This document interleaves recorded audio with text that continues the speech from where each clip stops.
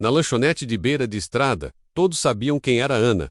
Ela trabalhava ali havia anos, com suas cicatrizes discretamente cobertas por uma blusa de manga comprida. Poucos sabiam que aquelas marcas eram lembranças de um ataque durante uma missão humanitária em zona de guerra. Mesmo assim, alguns clientes zombavam dela, chamando-a de garçonete marcada. Naquela noite, um grupo de jovens riu alto, cochichando comentários cruéis enquanto ela servia cafés. Ana não respondeu, apenas baixou os olhos e seguiu firme, como fazia desde que voltou da guerra. Ela jamais contou que tinha servido ao lado de tropas em missões de evacuação médica, mas naquela noite, a humilhação foi diferente. Ela sentiu o peso de cada riso. Os comentários cresceram, e um dos rapazes foi longe demais, dizendo que ela devia se esconder. Ana apenas olhou para ele, sem raiva, mas com uma dor antiga nos olhos. A gerente do lugar fingiu que não ouviu, ocupada demais com o caixa. Os clientes mais velhos desviaram o olhar, como se nada estivesse acontecendo. Ela terminou seu turno, em silêncio, saiu pelos fundos e caminhou até sua velha bicicleta. O céu estava encoberto, e uma leve garoa caía enquanto ela pedalava. Na mochila, levava um retrato desbotado. Ela em uniforme, ao lado de soldados sorridentes. Eles haviam prometido nunca esquecê-la menos, mas o mundo civil parecia ter esquecido. Ana chegou ao seu pequeno apartamento e acendeu a luz fraca da cozinha. Ela pendurou o avental e, como fazia toda noite, olhou para a medalha, guardada na gaveta. Era uma honraria militar por bravura, entregue após um bombardeio em que ela salvou 4 vidas. Mas ali, longe do front, aquela medalha não dizia nada para ninguém. O mundo via apenas uma garçonete com cicatrizes e jeito calado. Ela preparou um chá, respirou fundo e lembrou das palavras do Capitão Ferraz. Você pode voltar ferida, Ana, mas nunca volte esquecida de quem você é. Naquela noite, decidiu escrever uma carta para ele, menos mesmo sem saber se ele ainda estava vivo. O dia seguinte amanheceu nublado, e Ana já estava de volta à lanchonete antes do horário. Ela limpou o balcão, organizou os cardápios e preparou as primeiras doses de café. A gerente olhava de longe, ainda fingindo não saber o que tinha acontecido. Os jovens zombadores não voltaram menos ao menos por enquanto. Ana manteve sua postura, como um soldado em guarda. Poucos minutos após abrir, um barulho diferente ecoou no estacionamento. Não era um carro comum menos, eram pneus largos e motores potentes, soando como algo familiar. Ana saiu do balcão e olhou pela janela, sem acreditar no que via. 3 jipes militares, com pintura camuflada, estacionaram bem na frente da lanchonete. Homens desceram em silêncio, todos com postura rígida e olhar direto. Eles usavam boinas e coturnos bem polidos, como se tivessem saído direto de uma cerimônia. A maioria carregava medalhas no peito e olhares determinados. Clientes dentro do restaurante se levantaram, surpresos com a cena. Ana ficou paralisada por alguns segundos, sua mão tremendo levemente sobre o balcão. O primeiro militar a entrar a reconheceu de imediato e tirou o boné em respeito. Ele caminhou até ela, fez continência e disse: "Viemos ver nossa enfermeira." O silêncio tomou conta do local, como se o tempo tivesse parado. A garçonete, marcada, agora era saudada com respeito militar diante de todos. Outros soldados entraram e se perfilaram ao redor dela, como se estivessem em guarda de honra. O mais velho do grupo, um sargento com cicatriz no rosto, apertou sua mão com firmeza. "Você salvou minha perna naquele dia em Kandahar, Ana nunca esquece." A voz dele era firme, mas os olhos se enchiam de emoção. Clientes observavam, atônitos, enquanto a mulher que haviam zombado era reverenciada. A gerente tentou sair da cozinha, mas parou ao ver os uniformes imponentes. Os soldados pediram uma mesa grande e exigiram que Ana fosse quem os atendesse. Ela, ainda sem palavras, apenas assentiu e pegou o bloco de pedidos. Os homens conversavam em tom respeitoso, lembrando histórias da missão. Eles contaram como Ana os ajudou em dias em que a esperança parecia inexistente. Cada frase era uma homenagem disfarçada de lembrança. Mais clientes entravam e o ambiente mudava completamente. Agora, todos olhavam para Ana com outros olhos. Um jovem que havia rido dela na noite anterior entrou e empalideceu ao ver a cena. Ele tentou sair discretamente, mas um dos soldados o viu. O soldado chamou o rapaz de forma educada, mas firme. "Você estava aqui ontem, não estava? Então sente-se e ouça um pouco de verdade." O rapaz hesitou, mas acabou obedecendo, sentando próximo à mesa dos militares. O sargento começou a contar, em detalhes, como Ana entrou numa zona de fogo para resgatar um ferido. Disse que poucos homens fariam o que ela fez menos, e nenhuma civil teria coragem para aquilo. O jovem olhava para Ana com vergonha, claramente. Ela, por sua vez, apenas disse: "Não quero vingança. Quero respeito, só isso. E naquele momento, algo no ambiente parecia ter mudado para sempre. Um jornalista local, que havia parado por um café, tirou discretamente uma foto. A imagem de Ana cercada por soldados foi parar em uma rede social. Em poucas horas, viralizou, com comentários de milhares de pessoas exaltando sua coragem. Heróis não usam capa, às vezes usam avental, dizia uma das legendas mais compartilhadas. Veteranos de várias partes do país começaram a comentar, reconhecendo o nome de Ana. Alguns lembravam de histórias dela no campo de batalha, outras pessoas contavam como ela inspirava. A lanchonete, antes esquecida, começou a receber mais clientes querendo conhecê-la, mas Ana permanecia a mesma, menos silenciosa, firme e sempre pronta para servir. Naquela tarde, um envelope especial chegou com o símbolo das Forças Armadas. Dentro havia um convite oficial para uma cerimônia de homenagem a veteranos no quartel do Exército. Ela foi indicada para receber uma honraria pública, agora reconhecida nacionalmente. Junto do convite, uma carta assinada pelo próprio general. Ferraz, sabíamos que você não buscava reconhecimento, mas o mundo precisa ouvir sua história. Ana segurou o papel com as mãos trêmulas, sentindo algo entre orgulho e incredulidade. A gerente da lanchonete, constrangida, tentou se aproximar para parabenizá-la, mas antes que pudesse dizer algo, um dos soldados respondeu: ela sempre foi maior do que esse lugar.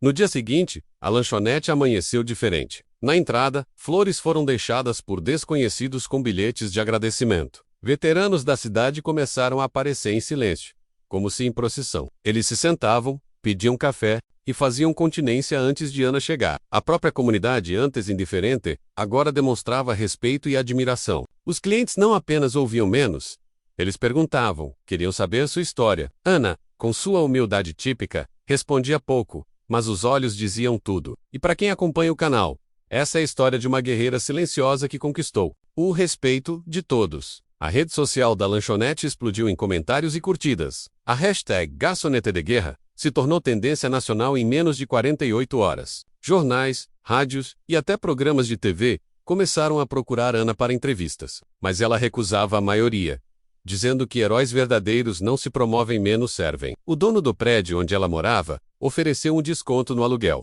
Como forma de homenagem, a prefeitura local organizou uma caminhada em honra aos veteranos e convidou Ana para liderar. Pela primeira vez em anos, ela sorriu diante de um público. A multidão aplaudia de pé, e alguns choravam menos, como se redescobrissem o valor da coragem. Durante a caminhada, ela reencontrou rostos esquecidos da guerra. Um ex-soldado paraplégico gritou seu nome com emoção e abriu os braços. Ana correu até ele, ajoelhou-se e o abraçou com força. Ele foi o primeiro que ela retirou de um prédio em chamas no Afeganistão. Você me deu outra chance de viver, Ana Nun. Cá esqueci, ele disse com lágrimas. Esse reencontro foi filmado e transmitido ao vivo, tocando corações pelo país inteiro. A reação do público foi imediata. Cartas, flores, convites para palestras em escolas. O respeito agora ultrapassava fronteiras, e o nome dela era citado em programas de veteranos. Enquanto isso, os rapazes que haviam zombado de Ana passaram a ser ignorados. A sociedade, que antes riu junto, agora os via como símbolos da ignorância. 2 deles tentaram se retratar, escrevendo pedidos de desculpas online. Ana leu em silêncio, mas nunca respondeu publicamente. Sua forma de perdoar era seguir em frente, de cabeça erguida. Os soldados continuavam visitando a lanchonete com frequência, tornando-se clientes fixos. Eles diziam que aquele lugar agora era território sagrado. E para quem acompanha o canal, aqui está a prova de que o verdadeiro reconhecimento vem quando menos se espera. No quartel local, um grande mural começou a ser montado com heróis não reconhecidos. Ana foi escolhida como símbolo da força invisível dos que voltam marcados. Jovens recrutas foram levados até a lanchonete para corrê-la pessoalmente. Eles ouviam em silêncio suas poucas palavras, mas saíam com lições profundas. O comandante do batalhão declarou um dia anual de honra à Operação Esperança, onde Ana atuou. Na cidade, escolas começaram a incluir sua história em aulas de cidadania. Uma aluna fez um desenho dela com um uniforme médico e escreveu: a mulher mais forte que já existiu. Ana pendurou o desenho ao lado da medalha, menos aquele gesto valia mais que qualquer título. Em uma manhã fria, o telefone da lanchonete tocou com uma ligação inusitada. Era do Ministério da Defesa, convidando Ana para uma cerimônia nacional. Em Brasília, ela hesitou, mas os soldados a convenceram a ir, prometendo acompanhá-la. A viagem foi feita em um comboio oficial, com direito à escolta. Quando chegou à capital, foi recebida com honras militares, como oficiais de alta patente. No evento, discursaram generais, ministros e veteranos do país todo. Mas foi Ana quem emocionou a todos ao subir ao palco e dizer apenas: "Não lutei por medalhas, lutei por vidas."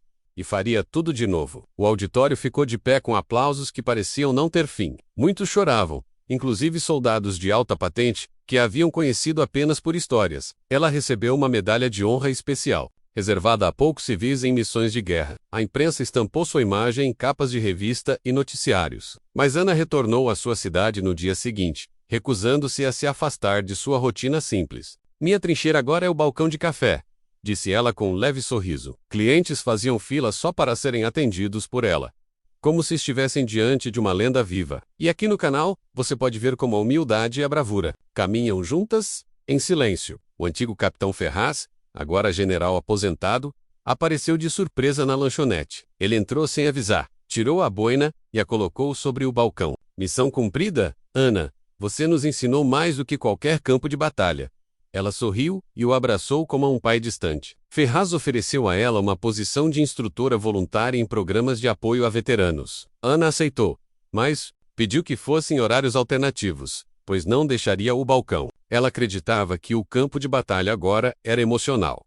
E ela estava pronta para servir ali também. A lanchonete se tornava, pouco a pouco, um ponto de encontro de veteranos e jovens aprendizes. O mural da cidade agora tinha o rosto de Ana pintado em grande escala. A Praça Central foi renomeada em homenagem à enfermeira de guerra. Na cerimônia, crianças cantaram uma música escrita por alunos inspirados em sua história. Ela, emocionada, agradeceu com poucas palavras e olhos marejados. Jornais estamparam a manchete, a marcada que deixou marcas no país inteiro. Veteranos de fora do Brasil passaram a visitar a cidade, atraídos pela história que circulava. Até em bases da ONU, Ana jamais se vangloriava, mas seu nome agora era parte de algo muito maior. E quem acompanha o canal sabe, o respeito verdadeiro não é gritado, ele é conquistado em silêncio. Os soldados continuaram aparecendo, semana após semana, como forma de gratidão. Alguns traziam suas famílias, apontando Ana como exemplo de coragem para seus filhos. Ela mantinha a mesma postura, firme, simples e acolhedora. Durante as manhãs vazias, escrevia cartas a soldados que ainda estavam em missão. A dor que antes carregava sozinha, agora se transformava em esperança para outros. Um dia, olhando para o movimento da rua, Ana sussurrou: "Zombaram de mim por minhas marcas, mas agora são essas marcas que curam." E mais uma vez, os sinos da Porta tocarão. Mais soldados entrando para prestar respeito. No fim de tarde, o ônibus escolar parou em frente à lanchonete. Uma professora havia marcado uma visita com alunos do ensino fundamental. Eles aprenderiam sobre respeito, bravura e cicatrizes que contam histórias. Ana os recebeu com seu uniforme simples e sorriso gentil. Ela não falava muito, mas cada palavra tocava como se fosse poesia. Mostrou uma das cartas que recebeu de soldados feridos no exterior. As crianças ficaram em silêncio absoluto, não por obrigação, mas por reverência. Ao saírem, cada uma deixou um desenho no balcão, com a frase: "Você é uma heroína." Em casa, Ana guardava esses bilhetes em uma caixa de madeira. Ela dizia que aquela era sua nova condecoração, o reconhecimento das gerações futuras. Enquanto isso, uma produtora de documentários decidiu contar sua história em um curta-metragem. Ana aceitou com a condição de que o foco fosse o coletivo, não ela. Ela queria que cada médico de campanha, cada enfermeiro de guerra, cada motorista de resgate, também fosse lembrado. O documentário, chamado A Cicatriz que Salvou, estreou em festivais e ganhou prêmios internacionais. A lanchonete virou ponto turístico e símbolo nacional de respeito aos veteranos. E se você ainda não segue o canal, se inscreva para conhecer mais histórias que o mundo tentou esquecer menos, mas que jamais serão apagadas. Um dia, ao fechar a lanchonete, Ana encontrou um envelope anônimo. Dentro havia apenas uma folha com poucas palavras escritas à mão.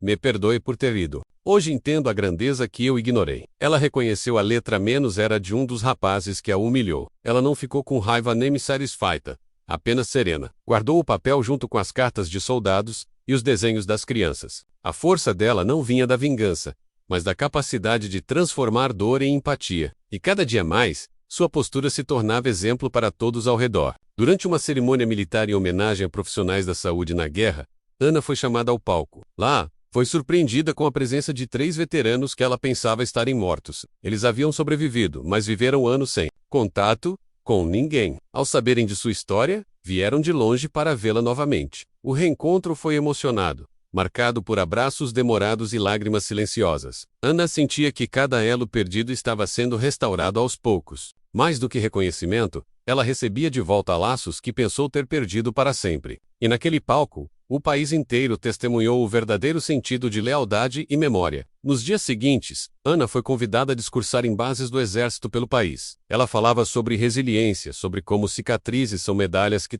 o mundo nem sempre reconhece. Em Coda Cidade, ela era recebida com respeito, flores e silêncio reverente. Mas Ana não aceitava tratamento de estrela.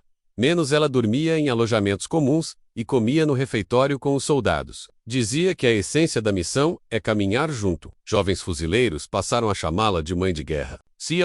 Ela acolhia aqueles que voltavam feridos menos no corpo ou na alma, menos com palavras firmes e ternura. E aos poucos, tornava-se um símbolo vivo da reconstrução humana pós-batalha. De volta à sua cidade, Ana continuava servindo café como se nada tivesse mudado. Mas tudo tinha mudado, inclusive dentro dela. Agora, não escondia mais as cicatrizes. Usava camisetas curtas. Com orgulho, elas contavam histórias que o mundo, enfim, começava a ouvir. Uma editora propôs lançar sua biografia, mas ela pediu que fosse coletiva, com histórias de outros veteranos. O livro, intitulado Além da Farda, tornou-se best-seller entre civis e militares. Estudantes começaram a usar o material como referência para trabalhos sobre empatia e história recente. Ana nunca procurou fama menos, mas a verdade é que, quando você serve com amor, o mundo reconhece. O importante museu militar pediu uma peça de Ana para expor em sua ala de veteranos. Ela doou o avental da lanchonete, a medalha original e o bilhete anônimo de perdão. A curadora da exposição disse que aquela era a ala mais visitada do museu inteiro. Gente de todas as idades parava ali,